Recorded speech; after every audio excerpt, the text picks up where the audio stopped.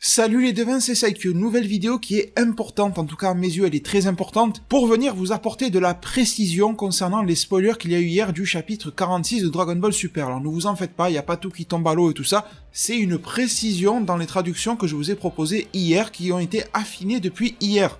Et vous allez voir que l'on peut comprendre beaucoup mieux le sens qui a pu être donné à cette traduction.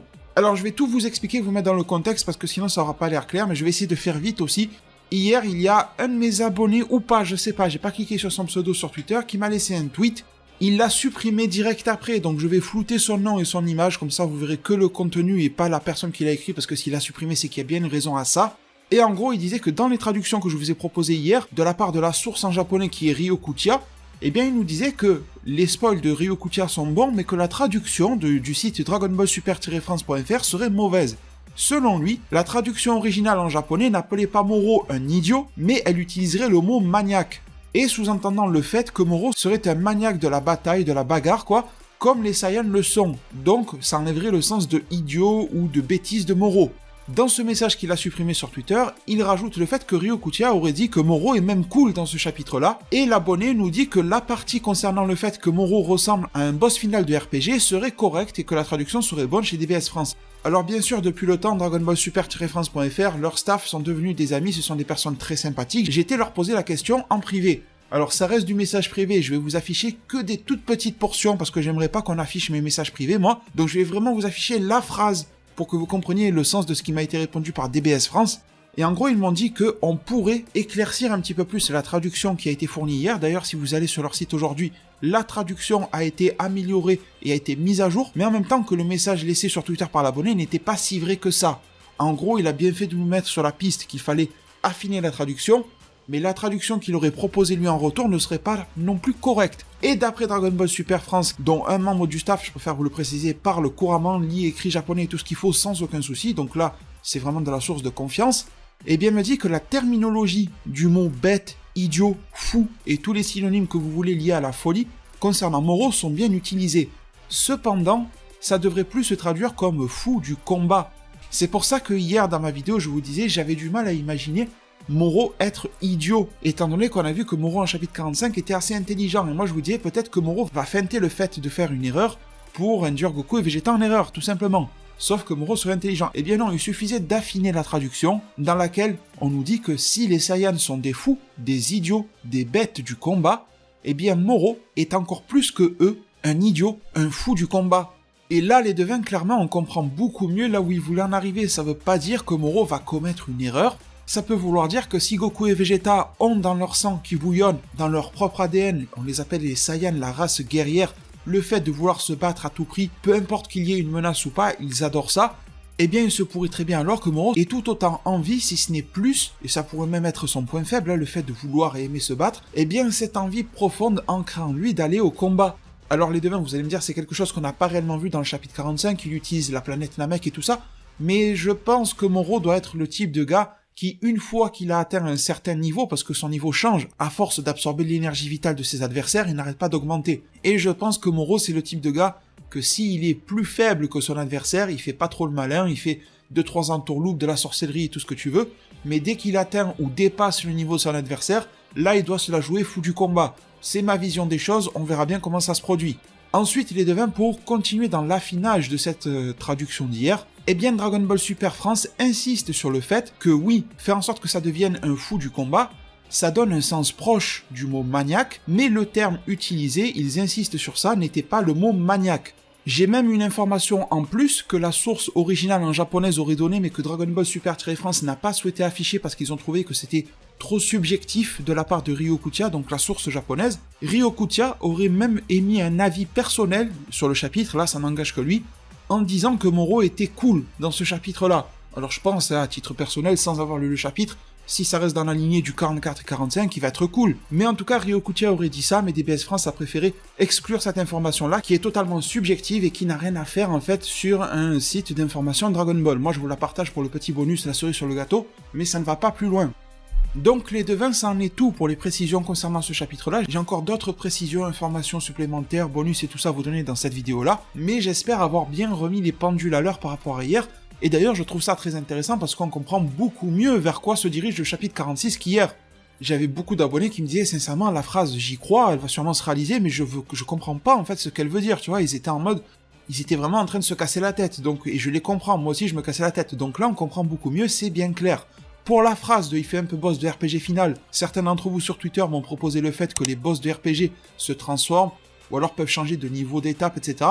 Faut battre la phase 1, la phase 2, la phase 3. Certains m'ont proposé le fait que les boss de RPG ont toujours un pattern répétitif, qui pourrait justement nous faire apparaître les points forts et aussi les points faibles de Moro.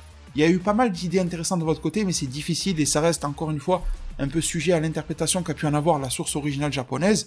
J'aimerais également faire un petit point parce que hier, je sais pas si vous m'avez vu ou pas, j'étais sur le chat du live des copains de la chaîne DB Times et j'ai vu pas mal de vos pseudos que je connais déjà, il y en a d'autres que je connaissais pas, mais voilà, c'était cool. J'ai assisté à peu près tout leur live, voilà, j'ai passé une bonne soirée et tout ça dans le chat. Et un des sujets de leur live qu'ils ont abordé un petit peu tard, parce qu'ils ont eu pas mal de galères, comme vous avez pu le voir dans leur live, ils ont abordé le fameux sujet de la véracité des spoilers actuels en disant à tout le monde de prendre beaucoup de pincettes, que ce n'est pas officiel, que le mois dernier nous avons eu des spoilers de mauvaise qualité, et de faire attention parce que les bons spoilers arrivent vraiment que 1 ou 2 jours avant la sortie du chapitre qui a pu être pris en photo ou scanné par quelqu'un.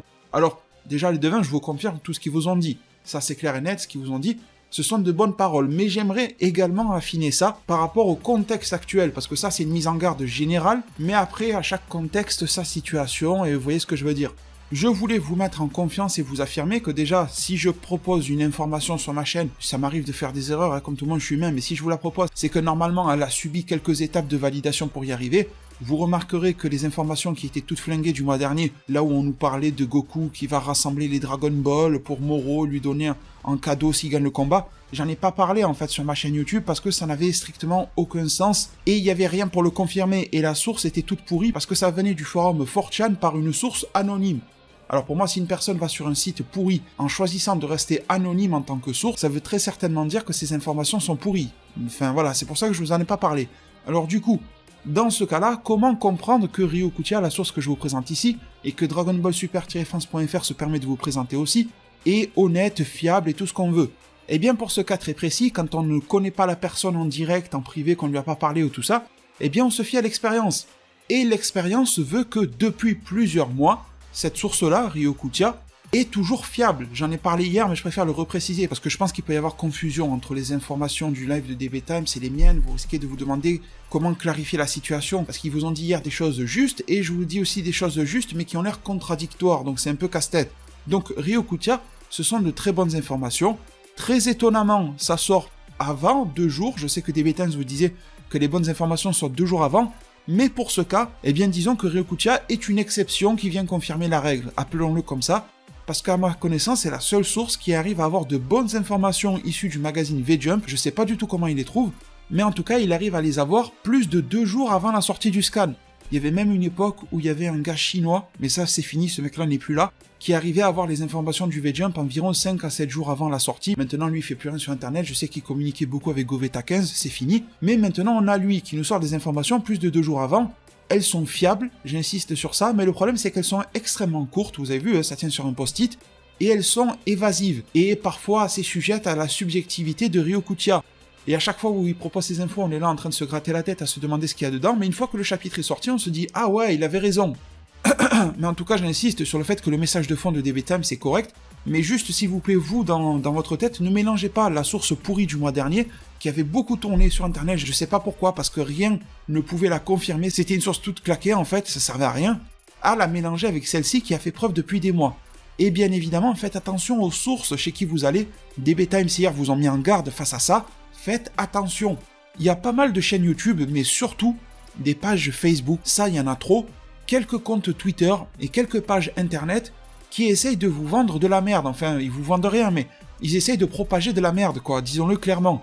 Donc faites très attention à ça, faites en sorte de double confirmer les informations, faites attention de voir si votre source propose ses propres sources dans sa description ou en bas de page et tout ça, et quand vous voyez une info bizarre, et que vous ne savez pas trop, eh bien écrivez à DB Times, écrivez-moi sur Twitter, vous demandez si cette page, cette info-là, est vraie ou pas. On pourra peut-être, je dis pas qu'on a la réponse absolue, mais on pourra peut-être vous aiguiller. Allez sur nos chaînes YouTube respectives. Je sais qu'eux font très attention à l'info qu'ils vous donnent, je suis bien placé pour savoir que je fais attention à l'info que je vous donne aussi.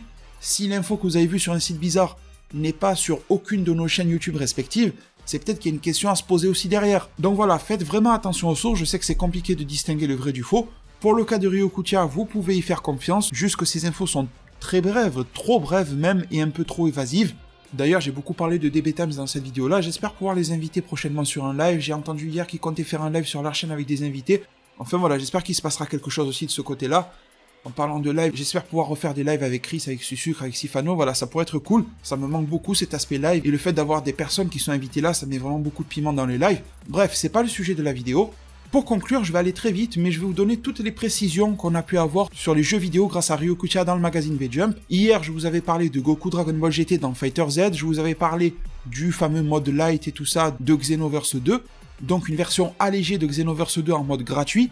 Et on a des nouvelles informations sur Dragon Ball Legends, sur Dokkan Battle et sur World Mission, le Dragon Ball Heroes. Je vais pas du tout le commenter ou quoi, je vais juste vous le lire, comme ça vous avez l'info et vous vous débrouillez avec, parce que je suis pas expert dans les jeux Dragon Ball Legends et Dokkan, donc je vais pas dire de bêtises. On a l'info que dans Dragon Ball Legends, il y a une annonce de nouveaux sparking, Goku SSJ GT, Vegeta SSJ GT, également le personnage de Hyper Mega Rild. On nous dit qu'il y a de nouvelles règles dans le super espace-temps. Certaines règles empêcheront les joueurs d'utiliser plusieurs fois les mêmes personnages. Pour ce qui est de Dragon Ball Z Dokkan Battle, on nous dit qu'il y a l'annonce de Vegeta Super Saiyan God Super Saiyan, donc Super Saiyan Blue, et l'annonce de Trunks du futur Mirai Trunks SSJ 1. On nous dit que l'événement commencera le 18 mars, le premier login donne 12 pierres du dragon, et 2 Vegeta blason famille royale. On nous dit également qu'un nouvel événement dans lequel on peut obtenir copie Vegeta, qui apparaissait dans Dragon Ball Super, aura lieu. Enfin, pour conclure sur Dokkan Battle, on nous dit que Vegeta pourra se transformer plusieurs fois, de sa forme normale, jusqu'à sa forme Super Saiyan God Super Saiyan. Et enfin, l'information jeu vidéo qui m'intéresse le plus, à vrai dire, étant donné que je suis pas très porté sur les jeux mobiles, c'est Super Dragon Ball Heroes World Mission. Celui-là, j'espère pouvoir en proposer sur ma chaîne YouTube, on verra ce qu'il en est niveau droit d'auteur. On nous dit qu'une démo, très sûrement gratuite, sera lancée le 28 mars 2019 au Japon. Donc voilà, ça sera cool de pouvoir s'essayer au jeu en espérant qu'une démo française ou au moins anglaise, qu'on puisse comprendre un petit peu quelques mots, nous parvienne, qu'on puisse se familiariser avec les mécanismes du jeu, parce qu'au Japon ils savent déjà comment y jouer, mais nous on ne sait pas du tout en fait. J'espère que les informations que je vous ai données aujourd'hui sont très claires, le plus claires possible, qu'elles ont pu vous éclairer sur la situation, vous apporter quelques nouveautés par rapport à hier. Merci infiniment pour tout votre soutien. Ça se fait par la page Utip qui est en description, le pouce bleu pour soutenir cette vidéo là sur le référencement. Prenez tous très bien soin de votre futur, et à plus pour de prochains arts divinatoires.